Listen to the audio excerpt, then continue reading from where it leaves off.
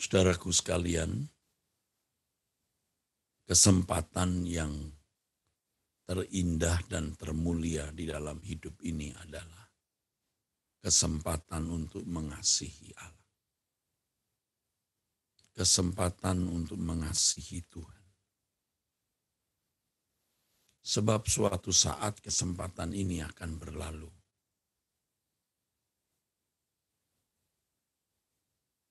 Dan kita tidak pernah memiliki kesempatan itu lagi.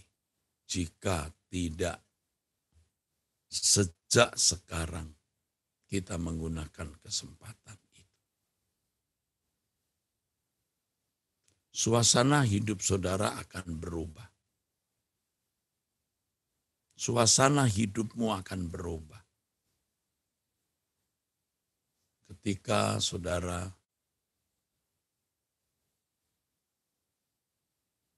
memantapkan hati untuk mengasihi Tuhan.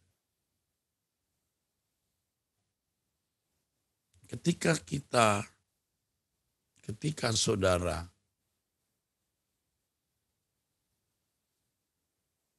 mengambil keputusan untuk mengasihi Tuhan, Roh Kudus akan menolong saudara untuk mengasihi Tuhan.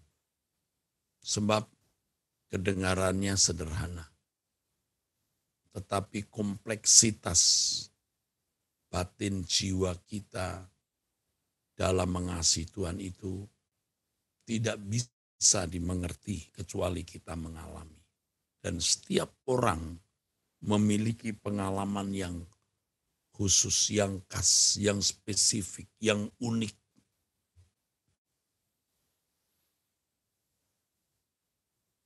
Ketika saudara mengasihi Tuhan dan terus bertumbuh, saudara berhenti mengasihani diri sendiri. Ketika saudara berhenti mengasihani diri sendiri, saudara akan merdeka. Saudara akan merasa tidak kecuali bagaimana menyenangkan hati Allah. Bagaimana tidak membuat hati Tuhan terluka. Banyak saudara yang merasa menderita, tersiksa, karena saudara memiliki persoalan-persoalan yang belum selesai. Apakah Anda pikir saya tidak punya persoalan yang bicara ini? Punya. Apakah Anda pikir persoalan saudara lebih besar dari persoalan saya? Belum tentu. Bahkan saya berani berkata persoalan yang saya hadapi jauh lebih besar dari sebagian saudara. Tetapi itu harus tidak kita anggap masalah, karena kalau kita menganggap itu masalah, kita akan tenggelam di dalam masalah itu. Kita memberhalakan masalah itu. Kita meremehkan, melecehkan Allah kita yang besar. Yang penting selama kita mengasihi Allah, kita pasti aman di dalam tangan perlindungan. Tetapi masalahnya apa dan bagaimana mengasihi Allah itu? Kalau hanya bicara saja, Anda itu belum mengasihi Allah.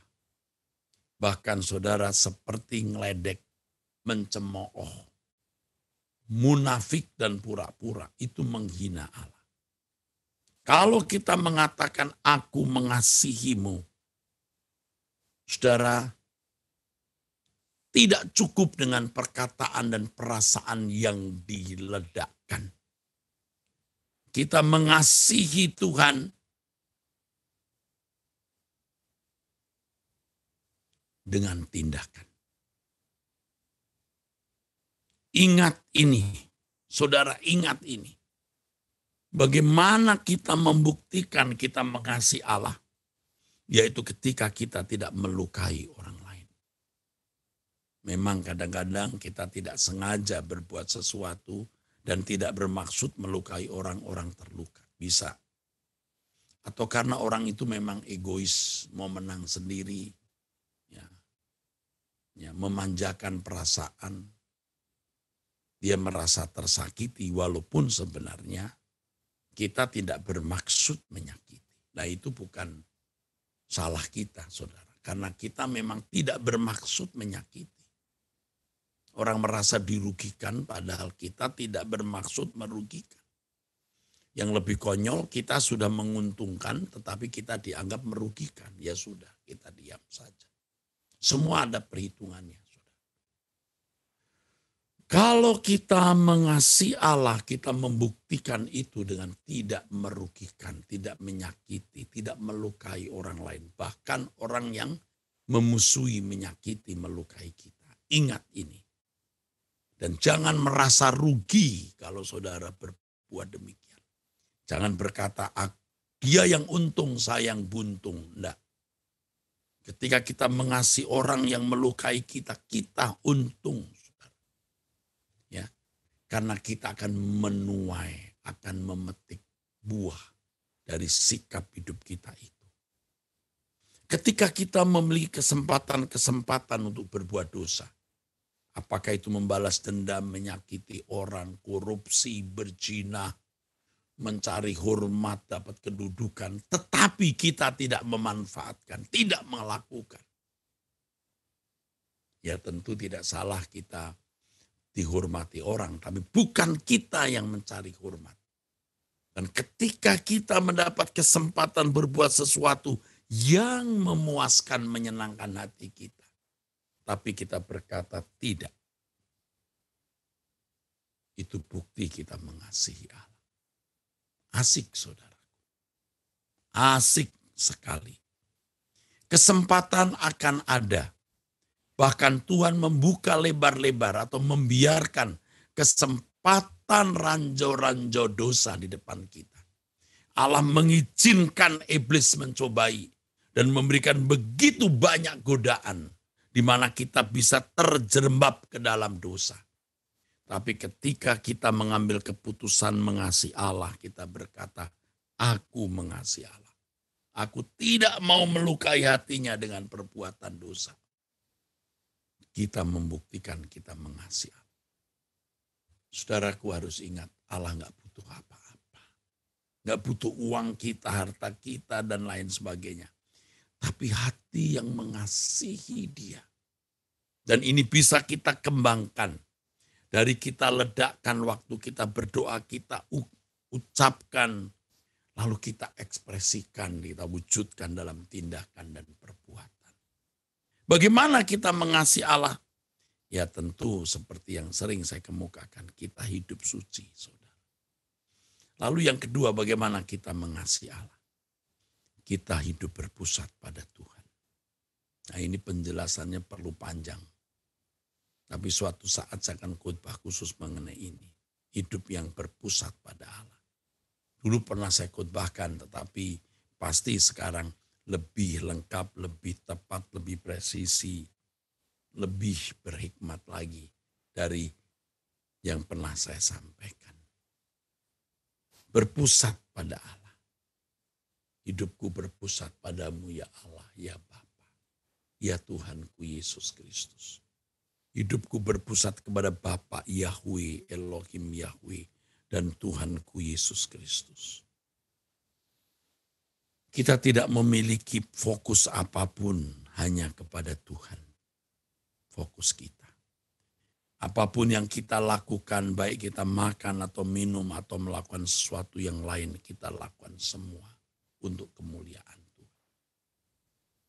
Inilah kesempatan terbesar di dalam hidup kita. Kesempatan yang tidak pernah akan terulang nanti setelah kita menutup mata. Atau setelah kita meninggal dunia. Jadi selagi kita masih memiliki kesempatan, mari kita mengasihi Tuhan, saudara.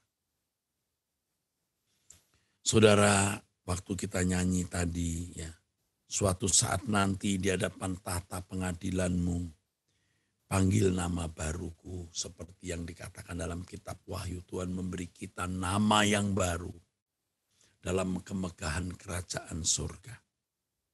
Kau berikan padaku mahkota kemuliaan. Wah, kalau kita membayangkan, dan saya tadi membayangkan, Allah memberi kita mahkota. Apakah Tuhan akan memberikan kita mahkota? Bapak punya mahkota, maha besar. Yesus memiliki mahkota sebagai raja. Kita memiliki mahkota-mahkota. Artinya kehormatan-kehormatan. Jadi kalau mahkota jangan hanya digambarkan emas yang ditaruh di kepala kita melingkar. Kehormatan. Kehormatan. Berapa harga kehormatan itu, saudara? Segenap hidup kita. Segenap hidup kita. Kita mengasihi dia dengan segenap hidup kita. Tadi waktu berdoa saya sempat berkata, Tuhan berapa harga mahkota yang Bapa berkenan berikan padaku. Berapapun Bapa aku bayar. Saudara, ketika saudara mengasihi Tuhan, saudara berhenti mengasihi diri sendiri. Saudara berhenti untuk memanjakan perasaan sendiri. Karena selama saudara masih mengasihi diri sendiri, memanjakan perasaan saudara, Anda tidak pernah dewasa rohani. Sampai tua saudara tetap menjadi orang yang egois. Saudara hanya mencari perhatian, tapi Anda tidak memperhatikan orang lain. Saudara hanya bisa menerima, tapi tidak mau memberi. Ya, ayo kita bertobat. Baik, saudara. Kita masih punya beberapa sisa hari, saudaraku. Ya, tadi saya berkata kepada Tuhan, Tuhan aku masih punya beberapa sisa hari puasa.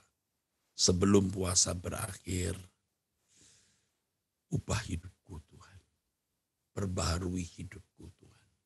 Jadikan aku manusia baru. Ya, kita semua berdoa demikian, jadikan aku manusia baru. Saudara, hari ini istimewa, nanti jam 6:30 waktu Indonesia Barat, suara kebenaran, saudara. Judulnya masih peringatan Tuhan di akhir zaman. Kita melihat suasana perang Ukraina, Rusia tidak surut. Ketegangan Rusia dan Barat, khususnya Rusia Amerika, tidak surut. Terakhir Rusia memperingatkan Cina untuk tidak mengirim persenjataan ke Rusia. Dan lain sebagainya, berita bisa saudara dengar ya. Tapi itu juga jangan mengganggu pikiran kita, jangan mendistrak pikiran kita. Saudaraku sekalian, jadi nanti sore 6:30 kita melalui Turut ID dan Bapak Ibu juga bisa hadir di Mall Arta Gading lantai 5. Adalah menyenangkan, membahagiakan, dan penuh berkat kalau saudara bisa hadir di Mall Arta Gading lantai 5. Tetap dalam prokes yang ketat, tapi gedung kita mampu untuk menampung banyak orang. Ya. Saudara, lagu-lagu karangan saya bisa saudara upload, diakses secara daring di website kami, yang saudara bisa lihat di pengumuman yang telah disampaikan oleh operator kami. Saudara bisa lihat di situ. Ya, oke. Mari kita tutup dalam doa. Terima kasih untuk pertemuan ini, Bapa. Ya Tuhan Yesus, terima kasih. Haleluya. Amin. Sampai jumpa, saudara. Tuhan memberkati.